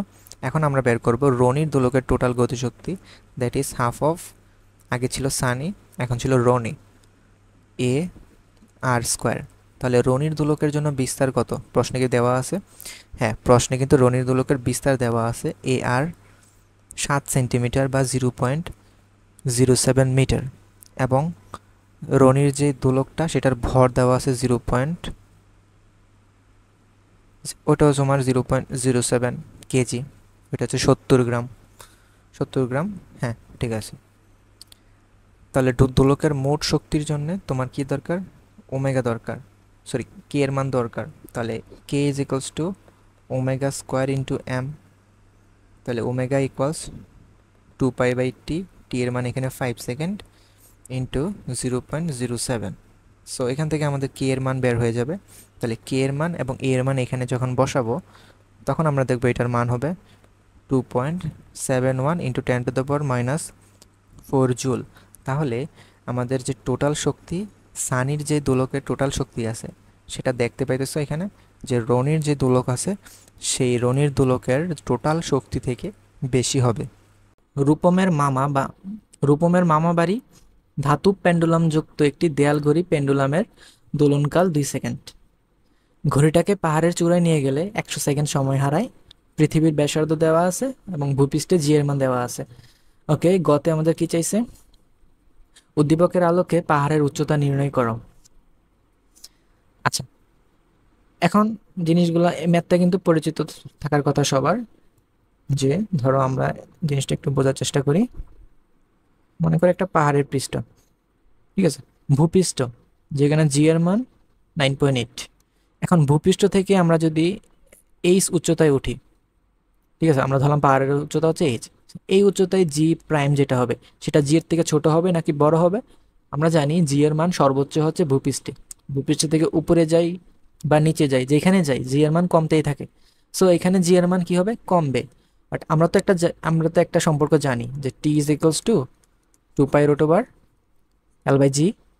এটা তো সবাই জানি, অর্থাৎ টেম্পারেচারের সাথে জি এর কি ব্যস্তানুপাতিক সম্পর্ক না? অর্থাৎ এখানে যেহেতু জি কমে গেছে, সো এখানে যে টি প্রাইমটা হবে সেটা অবশ্যই কি বেড়ে যাবে না? অর্থাৎ এখানে যদি দোলনকাল হয় টি, এখানে দোলনকাল কি টি প্রাইম, সেই যে টি প্রাইমটা আমরা শিওর এই টি প্রাইমটা টি এর চেয়ে কি হবে? বড় হবে। এবং সেইটারই এখানে একটা আভাস দিছে, একটা শব্দ বলে যে ঘড়িটাকে যখন তুমি পাহাড়ের চূড়ায় নিয়ে গেলো সেটা 100 সেকেন্ড সময় হারায়। এখানে একটা জিনিসের একটু কনফিউশন আছে, এই যে 100 সেকেন্ড যে সময় হারাইছে সেটা কি দিনে হারাইছে নাকি একটা ঘন্টায় হারাইছে, সেই জিনিসটা কিন্তু এখানে বলা নেই। সো এটা যেহেতু বলা নাই, এখানে ম্যাথটা কিন্তু এখানে অসম্পূর্ণ রয়ে গেল। সো আমরা এক জিনিসটাকে বোঝার সুবিধার্থে এটা ঘন্টায় ধরে করব। বাট এই ম্যাথটার ভিতরে ত্রুটি আছে, হয়তো যারা অ্যান্সার করছে তাদের ফুল মার্কস দেওয়া হবে, যেখানে যেহেতু এখানে ইনফরমেশন মিসিং। সো আমরা ধরে নিব যে ঘন্টায় 100 সেকেন্ড সময় হারায়, অর্থাৎ 1 ঘন্টা মানে কত? 3600 সেকেন্ড। অর্থাৎ সেই 3600 সেকেন্ডে 3600টা দোলন দেয় না, বরং আরো কম দেয়। কয়টা দোলন কম দেয়? 100টা দোলন কম দেয়। অর্থাৎ সে মনে করো 3500 দোলন দিতে কত সময় লাগায়? পাহাড়ের উচ্চতায় সে 3500 দোলন দিতে 3600 সেকেন্ড সময় লাগায়। সো পাহাড়ের উচ্চতায় সে একটা দোলন দিতে কত সময় লাগায়? অবভিয়াসলি সেটা হচ্ছে 3600/3500 সময়, 3500 সেকেন্ড। তাহলে সে 2টা দোলন দিতে কত সময় লাগাবে পাহাড়ের উচ্চতায়? সেটা হচ্ছে 3600/3500 × 2। এখন আমরা যদি ক্যালকুলেশন করি, এখানে 36/35 × 2, আমাদের যে রেজাল্টটা হবে সেটা হচ্ছে 2.057। সো এই যে সেকেন্ড যে সময়টা সেটা কি আমাদের পরিবর্তিত দোলনকাল, কারণ 2 সেকেন্ড, দুইটা দোলন মানে যে পেন্ডুলাম তো জানো কিভাবে কাজ করে, সেটা হচ্ছে সে মনে করে এই স্থান থেকে যাত্রা শুরু করে এই স্থানে পৌঁছাবে। তো সে এক পাশ থেকে আরেক পাশে গেলে একটা দোলন হয়, এবং এক পাশ থেকে আরেক পাশে আরেকটা দোলন হয়। সো 2টা দোলনে একটা পূর্ণ দোলন সম্পন্ন হয় বা পূর্ণ দোলন সম্পন্ন হয়। সে পূর্ণ দোলনের মানে তার দোলনকাল, সেই দোলনকাল কত? 2.057 সেকেন্ড। ঠিক আছে, সো আমরা টি প্রাইম পেয়ে গেছি। এখন আমাদের কি দরকার? পাহাড়ের উচ্চতা দরকার। সো দোলনকালের সাথে উচ্চতার কোন ধরনের সম্পর্ক, এখানে জিনিসটা দেখছেন, এখানে তো জিনিসটা দেখতেছো যে যতই উচ্চতা বাড়তেছে দোলনকাল কি হইতেছে, বাড়তেছে, অর্থাৎ দোলনকালের সাথে উচ্চতার সমানুপাতিক সম্পর্ক। তো সমানুপাতিক সম্পর্ক যদি হয় আমরা কি জিনিসটাকে এভাবে লিখতে পারি যে T1 অর্থাৎ পৃষ্ঠের যেই দোলনকাল সেটাকে যদি আমরা T2 দিয়ে ভাগ দিই, অর্থাৎ উচ্চতার যে দোলনকাল, অর্থাৎ এইচ উচ্চতা মানে কত, আর প্লাস এইচ, আর যেহেতু পৃষ্ঠের যে দোলনকাল সেটা হচ্ছে T1, সেখানে আমার উপরে কত হবে, আর হবে। সো আমাদের যদি এখানে এইচ এর মান বের করতে হয় সেটা আমাদের কিভাবে বের করতে পারবো, মানে আর প্লাস এইচকে ওই দিকে নিয়ে যাও, তাহলে এখানে হবে T2/T1 ইন্টু আর, বা এখান থেকে তুমি পাও এইচ ইজ ইকুয়ালস টু, তুমি যদি এখানে আর যদি কমন নাও সেটা হবে T2/T1 - 1, ঠিক আছে। So T2/T1 - 1। সো এখন যদি আমরা একটু ক্যালকুলেশন করি, এইচ হচ্ছে T2/T1, আমাদের T2-র মান কত ছিল, 2.057, এটাকে যদি আমরা ভাগ দিই 2 দিয়ে এবং আমরা যদি বিয়োগ করি 1 দিয়ে, 1 থেকে, তারপরে এটার সাথে আমাদের 6400 কিলোমিটার গুণ দিতে হবে। তো সেটা যদি আমরা গুণ দিই আমরা পাবো এইচ এর মান 182.4 কিলোমিটার। সো আমাদের এত উচ্চতায় ছিল পাহাড়টা, 182.4 কিলোমিটার, যেখানে আমাদের 100 সেকেন্ড সময় হারাইছে। যদি আমরা ধরি এই সময়টা ঘন্টায় হারাইছে, যদি দিনে ধরতাম যে দিনে এত সেকেন্ড সময় হারাইতেছে, তখন এই উচ্চতাটা হয়তো ভিন্ন আরেকটা মান আসতো। সো যেহেতু এখানে বলা নাই, সো আমি এইভাবে করছি, তোমরা আরেকভাবে করে চেষ্টা করতে পারো। সো আমাদের গ শেষ। এখন দেখি ঘতে কি চাইছে। ঘতে বলছে কি, ঘড়িটিকে পাহাড়ের উচ্চতার সমান গভীরতার খনিতে নিয়ে গেলে দোলনকালের কি পরিবর্তন হবে। আচ্ছা, এতক্ষণ তো পৃথিবীর পৃষ্ঠের 182.4 কিলোমিটার উচ্চতায় নিয়ে গেছিলাম, ফলে জি এর মান চেঞ্জ হয়েছিল, দোলনকালে চেঞ্জ হয়ে গেছে। এখন যদি আমরা পৃষ্ঠ থেকে সেম দৈর্ঘ্যের গভীরতায় নিয়ে যাই, তখন দোলনকালের কি চেঞ্জ হবে, তখন কি চেঞ্জ হবে না? অবশ্যই চেঞ্জ হবে, কারণ আমরা জানি পৃষ্ঠের উপরে যাই বা গভীরতায় যাই, জি এর মান কিন্তু চেঞ্জ হয়ে যায়। তাইলে আমরা গভীরতায় যে জি এর মান সেটা যদি আমরা বের করতে পারি যে 182.4 কিলোমিটার গভীরতায় জি এর মান কত, তাহলে আমাদের ম্যাথটা ইজিলি সলভ হয়ে যাবে। আমরা জানি ডি গভীরতায় যে অভিকর্ষ ত্বরণের যে সূত্র সেটা হচ্ছে 1 - D/R ইন্টু জিই, অর্থাৎ পৃষ্ঠের যে অভিকর্ষ ত্বরণ সেটার সাথে এত যে অংশটা সেটা গুণ হবে। সো সেটা যদি আমরা এখন একটু বের করি, 1 - ডি এর মান কত, 182.4 কিলোমিটার। সো আর এর মান তাহলে আমরা কিলোমিটারে রাখি, তাহলে আমাদের একক নিয়ে কোনো ঝামেলা নাই, ইন্টু জিই অর্থাৎ 9.8 দিয়ে গুণ দিব। সো আমরা যদি এটা ক্যালকুলেশন করি, 1 - 182.4 ডিভাইড বাই 6400, এটাকে যদি আমরা 9.8 দিয়ে গুণ দিই আমরা দেখব মানটা প্রায় 9.52 মিটার পার সেকেন্ড। সো এই অভিকর্ষ ত্বরণ ডি গভীরতায় চলে আসতেছে। এখন ডি গভীরতায় তাহলে আমাদের দোলনকালও চেঞ্জ হয়ে যাবে, কারণ আমরা জানি t is equals to 2π/L/GD। So d গভীরতা এখানে আমরা ইজিলি জিনিসটা বের করতে পারবো।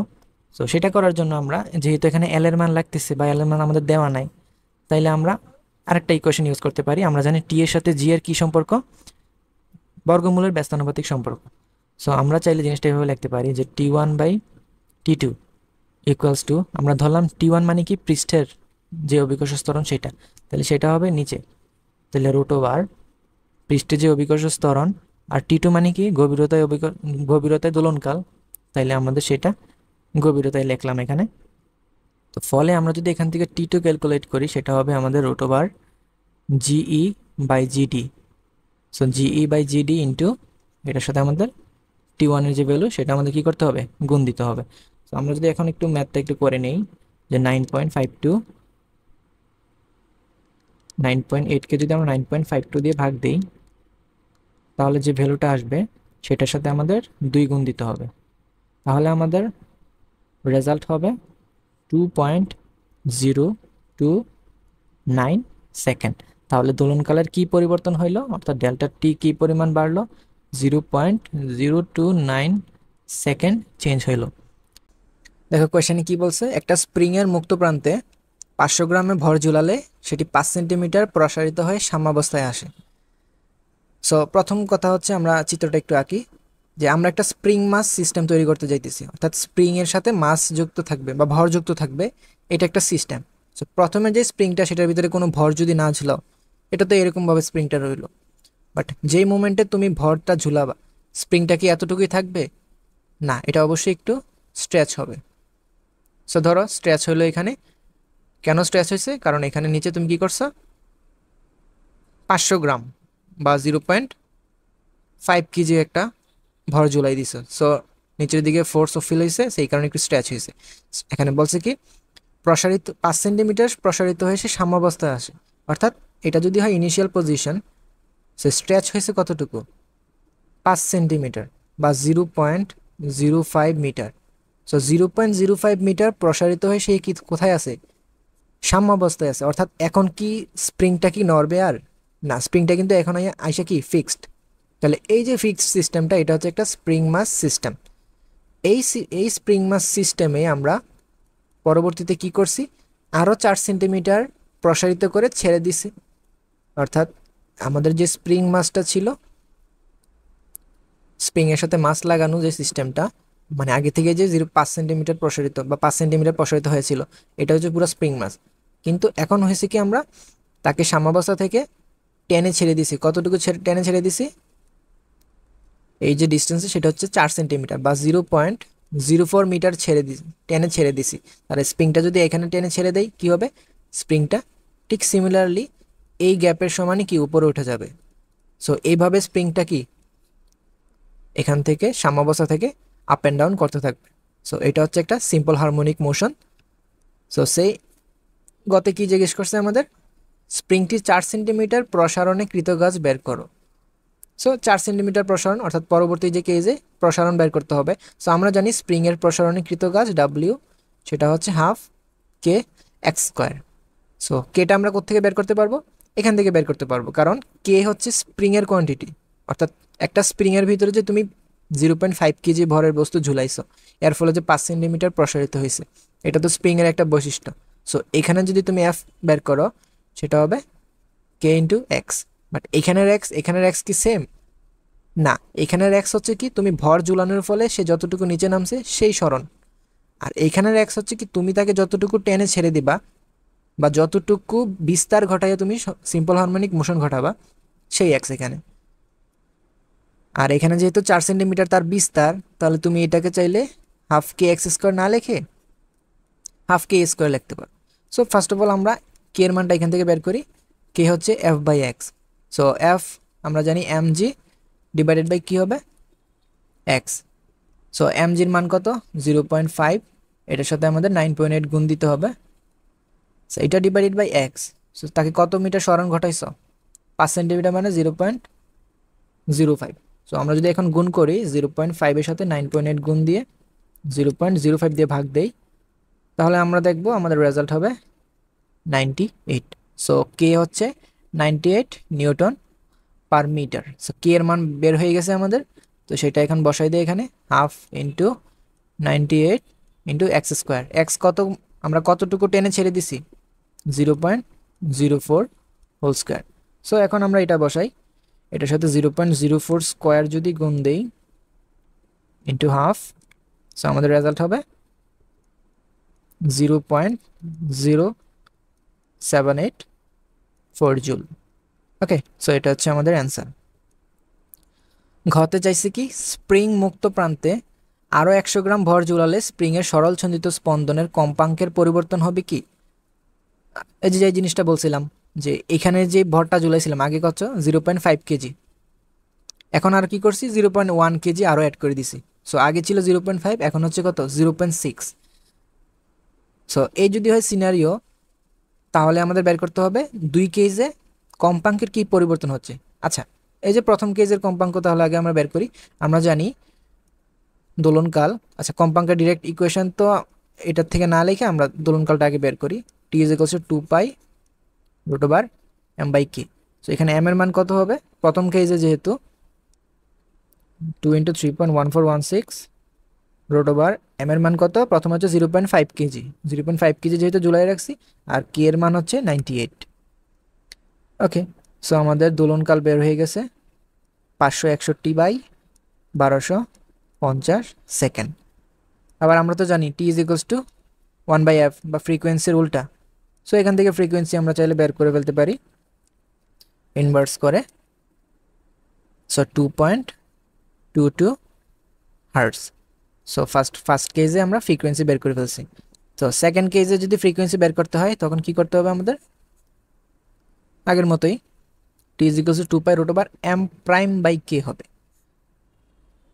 আচ্ছা, সো এখন যদি আমরা শুধুমাত্র এই যে আগের কেজে 0.5 এর জায়গায় এখন কত হবে, 0.6 হবে, কারণ 500 কেজির সাথে 500 গ্রামের সাথে আরও 100 গ্রাম যোগ করছি, সো 600 গ্রাম হয়েছে। ওকে, সো এই ভ্যালুটা আসবে 0.49 সেকেন্ড। আচ্ছা, সো এফ প্রাইম কত হবে, সো এটাও যদি আমরা ইনভার্স করি, এফ প্রাইম হচ্ছে আমাদের 2.03 হার্টস। তাহলে সরল চিহ্ন স্পন্দনের কম্পাঙ্কের পরিবর্তন বিশ্লেষণ করো। তার মানে পরিবর্তন হয়েছে বলতে এফ প্রাইম সেটা কি এফ এর তুলনায় ছোট হয়ে গেছে। সো তুমি চাইলে ডেল্টা এফ বের করে ফেলতে পারো। 2.22 থেকে 2.03 বাদ দাও, সো 0.19 হার্টজের পরিবর্তন হয়ে গেছে। ঠিক আছে। আচ্ছা, অনেকের যদি কনফিউশন থাকে যে এখানে যে কেটা ইউজ করছি এখানে কি একই কে ইউজ করবো নাকি না, কারণ আমরা যে কেটা বের করছি সেটা তো ওই যে মূল এফ এর মাধ্যমে বের করছি। ওই যে প্রথমে 0.5 কেজি দিয়ে যে কেটা বের করছি সেটাই তো 0.6 কেজি দিয়ে যখন কাজটা করলাম তখন তো ওইটাই ইউজ করছি না। বাট জিনিসটা কিন্তু এরকম না যে ধরো এই কেজি যে আমরা এফ ইউজ করলাম সেটা কত ইউজ করছি 0.5 কেজি, কিন্তু 0.5 কেজি করাতে যেই সরণ হয়েছিল 5 সেন্টিমিটার। এখন তুমি মনে করো এখানে 0.5 না 0.6 কেজি যদি এই স্প্রিংটাতে যদি ঝুলাইতা তাহলে কি সে 5 সেন্টিমিটারে কি যাইতো, নিচের দিকে নামতো, আরও বেশি নামতো না? এমন এমন বেশি নামতো যাতে যে f prime by x prime অনুপাতটা যাতে 98-এর সমান থাকে। বুঝতে পারছো? এখন তুমি যদি চাও যে কতটুকু সরণ হয়েছে সেটা বের করো, তাহলে তুমি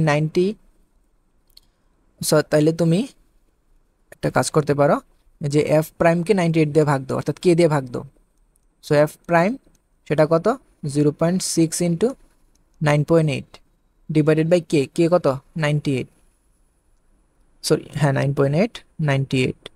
সো এটা যদি তুমি করো তুমি দেখবা তোমার রেজাল্ট হবে 0.06, অর্থাৎ 6 সেন্টিমিটার সরণ হয়েছে। অর্থাৎ এই যে 0.5 কেজি এটা ঝুলানে 5 সেন্টিমিটার যেরকম সরণ হয়েছে, 0.6 কেজি ওই যে 100 কেজি 100 গ্রাম অ্যাড করার পরে যে 0.6 কেজি হয়েছে সেই ক্ষেত্রে কিন্তু আর 0.05 মিটার সরণ হবে না, তখন আবার কত হবে 6 সেন্টিমিটার।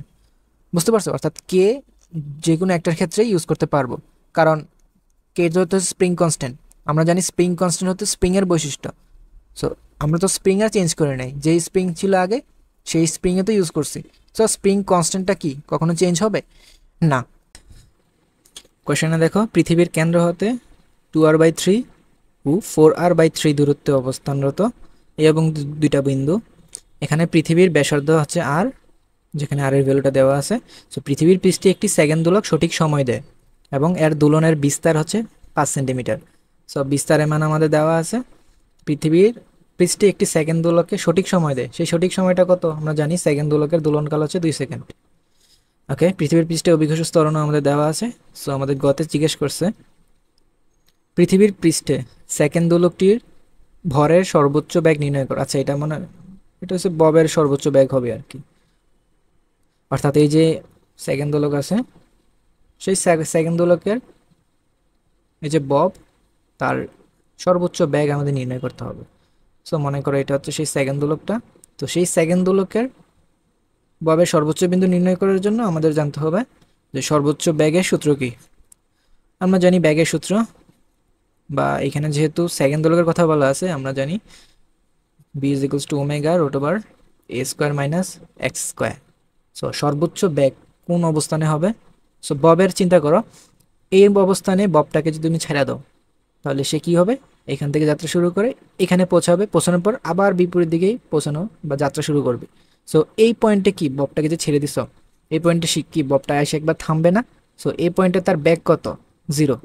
আর এই পয়েন্টে ঠিক সিমিলারলি এই পয়েন্টে যদি ছাড়ো, সেই পয়েন্টে থেকে আবার সেই যখন এই পয়েন্টে আসবে তখনও ব্যাক কত? 0। তাহলে এখানেও 0, এখানেও 0, তাহলে ব্যাক সর্বোচ্চ কোথায় হয়? এই যে একেবারে তলানিতে, এইখানে হয় ব্যাক সর্বোচ্চ। এবং এই যে তলানি মোমেন্টে তার সরণ কত, অর্থাৎ সে সাম্যাবস্থা থেকে কতটুকু সরছে? সে সাম্যাবস্থা থেকে 0 সরছে, কারণ সে সাম্যাবস্থাতেই আছে। তো সে যদি সাম্যাবস্থায় থাকে, তাহলে আমরা আমাদের যে কাঙ্ক্ষিত ভি ম্যাক্স, অর্থাৎ সে সর্বোচ্চ ব্যাক বের করার জন্য আমাদের যেই বিস্তারের মান সেটা কত হইতে হবে, বা এই এক্স এর মানটা 0 হইতে হবে। এক্স এর মান যদি 0 হয়, তাহলে এ স্কোয়ার মাইনাস 0। তার মানে আমরা যদি এখন একটু দেখি, omega into a, square root কাটলে ওমেগা ইন্টু এ। আচ্ছা, এখানে আমরা ওমেগা কিভাবে পাবো? আমরা জানি omega equals to y pi by t into a. So 2 pi by t কত? 2 সেকেন্ড, ইন্টু বিস্তার। বিস্তার এখানে দেওয়া আছে 5 সেন্টিমিটার। তার মানে তাকে আমরা 5 সেন্টিমিটার এদিক থেকে এদিকে সরণ ঘটাইছি। তো সেই 5/100 হবে আমাদের বিস্তার। সো আমরা যদি এখন ক্যালকুলেশন করি, আমরা দেখবো আমাদের সর্বোচ্চ ব্যাগ হবে 0.15708 মিটার পার সেকেন্ড। সো এটা হচ্ছে আমাদের অ্যান্সার। ঠিক আছে, চলো এখন ঘ নাম্বারটা দেখি। সেকেন্ড দোলকটি এ এবং বি অবস্থানে নিয়ে গেলে একই পরিমাণ সময় হারাবে কি? আচ্ছা, জিনিসটা একটু বোঝো। সো ধরো এটা হচ্ছে পৃথিবী। সো পৃথিবীর পৃষ্ঠের, পৃথিবীর যে কেন্দ্র আছে, সেই কেন্দ্র থেকে 2r/3 ডিস্টেন্স, সেটা কোথায় হবে? 2r/3 মানে কি? আর হচ্ছে পৃথিবীর ব্যাসার্ধ। এর মধ্যে 2/3 মানে কি? মানে সম্পূর্ণ ব্যাসার্ধও যদি কমপ্লিট না করি, অর্থাৎ আমরা এইখানে কোথাও একটা থাকবো, অর্থাৎ পৃথিবীর পৃষ্ঠ থেকে একটা ভিতরে বা পৃথিবীর অভ্যন্তরে থাকবো। এটা হচ্ছে এ পয়েন্ট। আর বি পয়েন্ট কোনটা? 4r/3। এখন 4/3 যে এই যে অনুপাত, সেটা কি একের চেয়ে বড়। তার মানে বুঝতে পারছো, সেটা বি যে পয়েন্টটা, সেটা পৃষ্ঠের চেয়ে অবশ্যই দূরে কোথাও একটা হবে। সো এ পয়েন্ট, বি পয়েন্ট, এই দুই পয়েন্টে আমাদের কি করতে হবে? দোলনকাল বের করে দেখতে হবে যে কোন স্থানে সে বেশি সময় হারাবে, কোন স্থানে সে কম সময় হারাবে। এখন আমরা তো আসলে সবাই মনে করো, সবার তো মনে হয় খেয়াল আছে যে দিনে কি পরিমাণ সময় হারাবে। আচ্ছা, একটা সেকেন্ড দোলক দিনে কি পরিমাণ বা কত সেকেন্ড যাইতে হবে? আমরা জানি একদিনে হচ্ছে 86,400 সেকেন্ড। অর্থাৎ সেই 86,400 সেকেন্ডে তাকে কিন্তু 86,400টা দোলনে দিতে হবে। অর্থাৎ 86,400 সেকেন্ডে সে যদি 86,400টা দোলন দেয়, তখন সে কী হবে? একটা প্রকৃত সেকেন্ড দোলক হবে। এবং এই ঘটনাটা কোথায় ঘটে? শুধুমাত্র ভূপৃষ্ঠে। ভূপৃষ্ঠ থেকে যতই আমরা উপরে উঠি বা নিচে যাই, এই যে দোলনটা, সেই দোলনের সব পরিমাণটা কী হয়ে যায়? কমে যায়। অর্থাৎ আমরা ধরলাম n সংখ্যক দোলন কমে গেছে। সো n সংখ্যক দোলন যদি কমে যায়, এটার মিনিং হচ্ছে 86,400 মাইনাস n। সো এতটা দোলন দিতে, মানে এই কম পরিমাণ দোলন দিতেই আমাদের কত সময় লাগছে? 86,400 সেকেন্ড সময় লাগছে। তাহলে একটা দোলন দিতে আমার যেই দোলকটা আছে সেটা কত সময় লাগবে? উপরে হবে 86,400, নিচে হবে 86,400 মাইনাস n। তাহলে যদি দুইটা দোলন যদি দেওয়া লাগতো, তাহলে কত হইতো? ইন্টু 2। তাহলে দুইটা দোলন যে দেয়া থাকলে আমাদের যতটুকু সময় লাগে, সেটাকে আমরা কি বলি? দোলনকাল।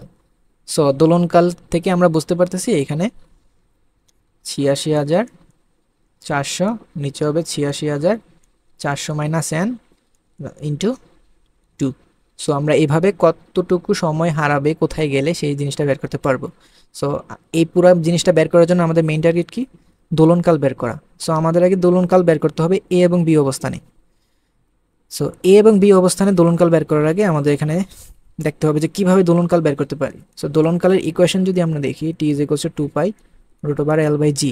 এখানে কিন্তু এল এর মান কনস্ট্যান্ট থাকবে। সো আমরা টি এর যে ভ্যালুগুলা, সেটা কিন্তু জি এর মাধ্যমে বের করতে পারি। সো আমরা তো মহাকর্ষ অভিকর্ষ চ্যাপ্টারে তো এটা পড়ছি যে এ এবং বি বিন্দুর ভিতরে যে অভিকর্ষ ত্বরণ, সেটা ইজিলি আমরা বের করে ফেলতে পারি। সো সেই অভিকর্ষ ত্বরণ যদি বের করা শেষ হয়ে যায়, তাহলে আমরা কি ওই স্থানগুলো দোলনকালও পেয়ে যাব। সো আমরা প্রথমে মনে করো এ স্থানের দোলনকাল বের করতে চাই। তার জন্য আমাদের আগে কি বের করতে হবে? জি এ। সো এ অবস্থানটা কোথায়? পৃথিবী থেকে কিছু পরিমাণ কি অভ্যন্তরে। সেই অভ্যন্তরে দোলনকালে বের করার সূত্র কি? 1 মাইনাস d/r ইন্টু জিই, অর্থাৎ পৃষ্ঠে যে অভিকর্ষ ত্বরণ, তার সাথে এই পার্টটা গুণ হয়েছে। এখন এই পার্টে ডি কি? ডি হচ্ছে সে পৃষ্ঠ থেকে যত গভীরতায় নিচে আছে। আর এখানে আরটা কি? এখানে হচ্ছে পৃথিবীর ব্যাসার্ধ।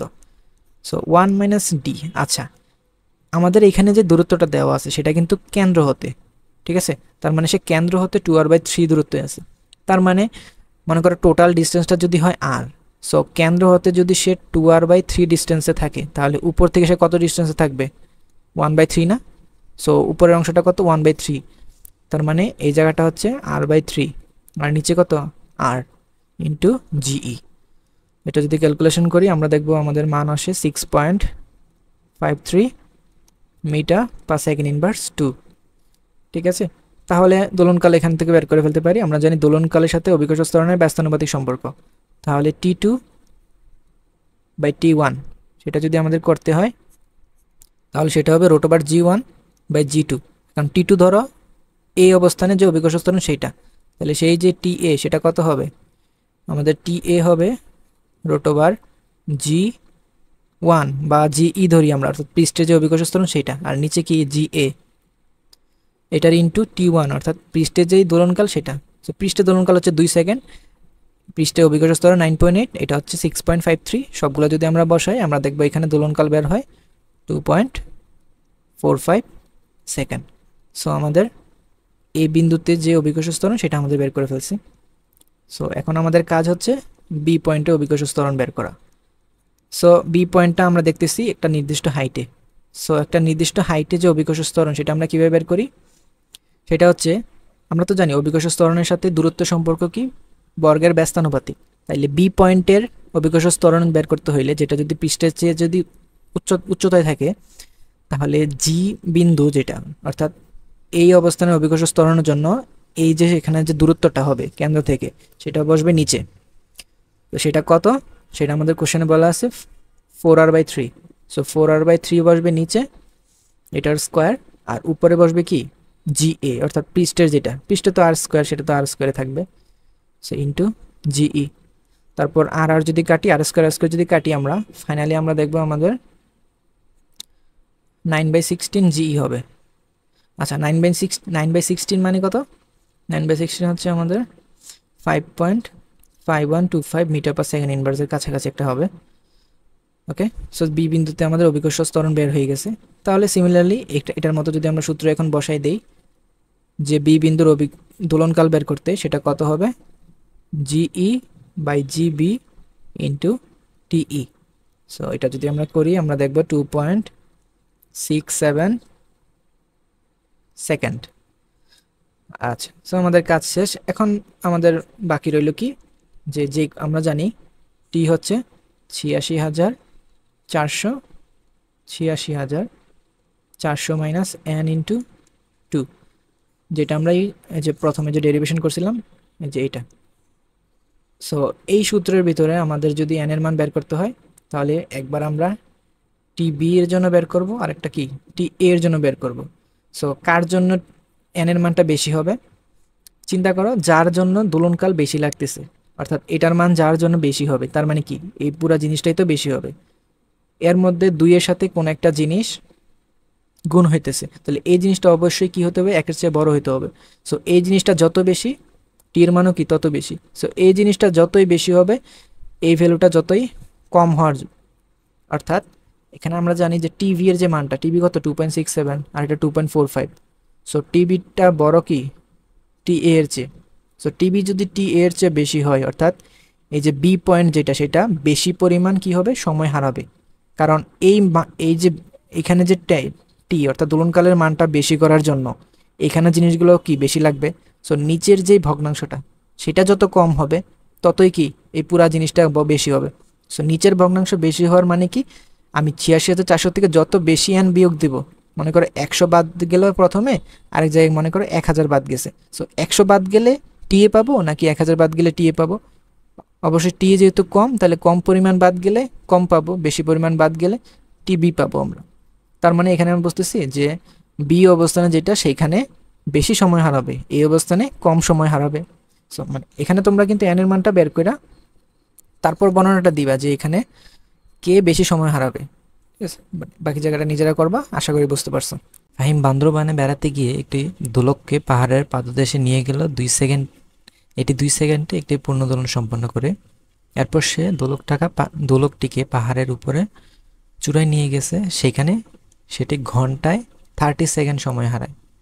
সো এই জিনিসটা আমাদের ইম্পর্টেন্ট, 2 সেকেন্ড, এটা একটা তথ্য, 30 সেকেন্ড সময় হারায়, এটা একটা ইনফরমেশন। আরেকটা পৃথিবীর ব্যাস দিছে, যেটা আমরা জানি অবশ্যই, সেটাই মানটা দিছে আমাদের। গতে আমাদের বলছে উদ্দীপকের পাহাড়ের উচ্চতা নির্ণয় করো। সো এখানে আমাদের পাহাড়ের উচ্চতাটা আমরা কিভাবে নির্ণয় করতে পারি, ফার্স্টে আমাদের এই জিনিসটা মাথায় আনতে হবে, এখানে যে ইনফরমেশনগুলো দেওয়া আছে সবগুলো হচ্ছে টাইম পিরিয়ড নিয়ে। অর্থাৎ একটা সিম্পল হারমোনিক পেন্ডুলাম, তার টাইম পিরিয়ডের ইনফরমেশনগুলো দেওয়া আছে। সো টাইম পিরিয়ড থেকে আমাদের পাহাড়ের উচ্চতায় ডিরেক্ট এমন কোনো সূত্র নাই, বাট আমরা জানি টাইম পিরিয়ডের সাথে অভিকর্ষ ত্বরণের একটা সম্পর্ক আছে, এবং অভিকর্ষ ত্বরণের সাথে উচ্চতার সম্পর্ক আছে। সো আমরা এই তিনটার সম্পর্ক একসাথে একসাথে করলে এই ম্যাথটা সলভ করতে পারবো। আচ্ছা, সময়ের সাথে অভিকর্ষ ত্বরণের কী সম্পর্ক আছে আমরা জানি, টি সমানুপাতিক 1/√/g, এবং জি এর সাথে এইচ এর কী সম্পর্ক, ব্যস্তানুপাতিক সম্পর্ক, অর্থাৎ g is proportional to 1/r²। So এই দুইটা ইনফরমেশন যদি আমরা একসাথে করি, আমরা জিনিসটা এভাবে লিখতে পারি যে T1/T2, এটাকে যদি অভিকর্ষ ত্বরণ দিয়ে লিখি সেটা আমাদের এভাবে লিখতে হবে, যেহেতু ব্যস্তানুপাতিক সম্পর্ক, সো G2/G1, T1G1 ব্যস্তানুপাতিক হয়ে গেছে। আবার জি এর সাথে আর কি ব্যস্তানুপাতিক সম্পর্ক, সো এইখানে জি এর ভিতরে যে সম্পর্কটা আছে, সো √/r দিয়েই আমরা ভিতরে জি এর সম্পর্কটা লিখতে পারি, সম্পূর্ণটার উপর একটা স্কোয়ার হবে। সো জি এর সাথে আর যেহেতু ব্যস্তানুপাতিক সম্পর্ক, G2 যেহেতু এখানে, R2 হবে কোথায়, এখানে, সো R2² R1²। এখন আমরা চাইলে স্কোয়ার রুট কাটতে পারি। সো আমাদের ফাইনাল ইকুয়েশন হচ্ছে এটা, যেখানে আমরা চাইলে অভিকর্ষ ত্বরণ নিয়ে তো আমাদের আপাতত কোনো কাজ করতে হইতেছে না। সো আমরা চাইলে দোলনকাল এবং উচ্চতার ভিতরে এই সম্পর্কটা ডিরেক্ট ইউজ করতে পারি। সো আমরা যদি মনে করো একেবারে পাহাড়ের একেবারে পৃষ্ঠে বা পাহাড়ের একেবারে গোড়ায় যদি অভিকর্ষ পর্যায়কালটা যদি নেই, সেখানে পর্যায়কাল হচ্ছে 2 সেকেন্ড, তাহলে আমাদের যে আর, ধরো এটা 2m ধরলাম, তাহলে আমাদের R1 কত হবে, R1 হবে শুধু ক্যাপিটাল আর। আর আমরা যদি T2 হচ্ছে 30 সেকেন্ড সময় হারায় যেহেতু এখানে বলছে, সো ওইখানে আমাদের পর্যায়কাল কত সেখানে তো আমরা জানি না। সো আগে আমাদের T2 বের করতে হবে। সো আমরা R2 কি জানি, পাহাড়ের উচ্চতা কত সেটা তো আমরা জানি, সেটা তো আমাদের বের করতে বলছে। সো ধরো সেই উচ্চতাটাকে h ধরলাম। সো আমাদের শুধু T2 মানটা বের করতে হবে, তাহলে আমাদের কি ম্যাথ শেষ। সো T2 কীভাবে বের করতে পারি সেটার জন্য আমাদের এই ইনফরমেশনটা লাগবে, যে উক্ত পাহাড়ের চূড়ায় সেটি ঘন্টায় 30 সেকেন্ড সময় হারায়, অর্থাৎ ঘন্টায় মানে কি 3600 সেকেন্ড, 3600 সেকেন্ড সময় হারায় 30 সেকেন্ড, অর্থাৎ 30 সেকেন্ড যেহেতু হারায়, অর্থাৎ তার মানে সে 3600 সেকেন্ডে কয়টা টিক দিছে, 3570টা। অর্থাৎ আমরা জিনিসটাকে এইভাবে লিখতে পারি, পাহাড়ের উচ্চতায় নিয়ে যাওয়ার ফলে ঘড়িটা 3570টা টিক দিতে, ঠিক আছে, এক টিক মানে কি 1 সেকেন্ড, এতটা টিক দিতে কত সেকেন্ড সময় লাগাইছে, রিয়েলিটিতে 3600 সেকেন্ডই সময় লাগাইছে 3570টা টিক দিতে। তাহলে একটা টিক দিতে কয় সেকেন্ড লাগবে, দুইটা টিক দিতে যে সময়টাই লাগবে সেটাই আমাদের কি দোলনকাল। সো উপরে হবে 3600, নিচে হচ্ছে 3570 ইন্টু 2 সেকেন্ড। সো আমরা দেখতেই পাইতেছো মানটা 2-এর থেকে বড় হবে যতই আসুক, আমাদের T2 এর ভ্যালুটা এটাই। সো T2 আমাদের আছে, এখান থেকে আমাদের h এর মান ইজিলি বের হয়ে যাবে এই ইকুয়েশন থেকে। ওকে, দেখি ঘ কি বলছে। ঘ বলছে কি, পাহাড়ের চূড়ায় দোলনকাল অপরিবর্তিত রাখতে কি ব্যবস্থা নিতে হবে। আচ্ছা, এই এই ম্যাথে আমরা তো গতে আমরা এইচ বের করছিলাম, যে পাহাড়টা কত উচ্চতায় আছে সেই উচ্চতা বের করে ফেলছি। তাহলে কি আমরা সেই এইচ উচ্চতায় অভিকর্ষ ত্বরণ বের করতে পারবো? অবশ্যই পারবো। আমরা জানি এইচ উচ্চতায় অভিকর্ষ ত্বরণের ইকুয়েশন হচ্ছে G M plus R plus H²। So এই ডাটা ইউজ করে আমরা সহজেই মনে করো পাহাড়ের উচ্চতার ভিতরে অভিকর্ষ ত্বরণ কত সেটা আমরা বের করে ফেলতে পারতেছি। সো একটা দোলনকাল অপরিবর্তিত রাখা বলতে কি বোঝায়, দোলনকাল কত রাখতে হবে আমাদের, দোলনকাল আমাদের 2 সেকেন্ডই রাখতে হবে। এখন চিন্তা করো তো দোলনকালের ইকুয়েশন কি কি আছে, T = 2π√L/g। সো পাহাড়ের উচ্চতায় যেহেতু তুমি অভিকর্ষ ত্বরণ দোলকটাকে তো তুমি দোলনকাল অপরিবর্তিত রাখতে হবে। সো তুমি কি অভিকর্ষ ত্বরণের মান চেঞ্জ করতে পারবে পাহাড়ের উচ্চতায়? না, সেটা তো তোমার হাতে নেই। বাট তুমি চাইলে এল এর মানটাকে চেঞ্জ করতে পারো, তোমার হাতের উপর এটা আছে। টি এর মান যদি 2 সেকেন্ড হয়, তাহলে সেই কার্যকর দৈর্ঘ্যটা কত হবে সেটাই আমাদের বের করতে হবে। তাহলে পরিবর্তিতে আমাদের এল এর মান এত হতে হবে, এত মিটার হইতে হবে। তাইলে এখানে তো বলছে যে কি ব্যবস্থা নিতে হবে, অর্থাৎ তুমি হয়তো এটাকে ইনক্রিজ করবা বা ডিক্রিজ করবা। সো আমাদের আদি যে লেন্থ সেটা আমরা কিভাবে বের করতে পারবো? আদি মানে কি? স্প্রিং যদি অভিকর্ষ ত্বরণ চেঞ্জ না হইতো, অর্থাৎ আমরা যদি ভূপৃষ্ঠে থাকতাম, তখন 2 pi root over l prime by g e, অর্থাৎ পৃষ্ঠে যে অভিকর্ষ ত্বরণ 9.8 ইউজ করে আমরা যে এল পাইতাম, সেটা হচ্ছে কি তার ইনিশিয়াল মোমেন্টে তার যে কার্যকর দৈর্ঘ্য সেটা কত ছিল সেটার মান। তো সেই কার্যকর দৈর্ঘ্য থেকে এই পরিমাণ কার্যকর দৈর্ঘ্য করতে ইনক্রিজ করতে হবে না ডিক্রিজ করতে হবে, সেটাই আমাদের অ্যান্সার। তো চলো আমরা সলিউশনটা দেখি। গ, সিম্পলি আমরা প্রথমে টি টুর মানটা বের করতে চাইতেছিলাম। তো টি টুর মানটা আমরা এইভাবে বের করে ফেলছি, সেটা আমরা বুঝাইছি একটু আগে। টি1 টি2 আছে, সবগুলা যদি থাকে আমরা এই ম্যাথ দিয়ে সিম্পলি এটা বের করে ফেলতে পারবো। তারপর আমাদের এই উচ্চতায় অভিকর্ষ ত্বরণ লাগবে। সো অভিকর্ষ ত্বরণ আমরা বের করে ফেললাম এটা। আচ্ছা, তারপর এল প্রাইম, অর্থাৎ অভিকর্ষ ত্বরণ এত থাকলে আমাদের এল প্রাইম কত হইতে হবে যাতে করে আমাদের টি হয় 2 সেকেন্ড, এটা হচ্ছে এত। এখন আমরা প্রথমে আমাদের এল কত ছিল সেটা আমরা কিভাবে বের করতে পারবো? T is equal to 2 pi root over l by g e, অর্থাৎ জি এর মান যদি 9.8 ইউজ করি, তখন আমাদের এল কত হবে সেটা হচ্ছে কি প্রথমে দৈর্ঘ্য। তাহলে কার্যকর দৈর্ঘ্য কতটুকু চেঞ্জ করতে হবে? এতটুকু হ্রাস করতে হবে, এবং এটাই আমাদের কি অ্যান্সার।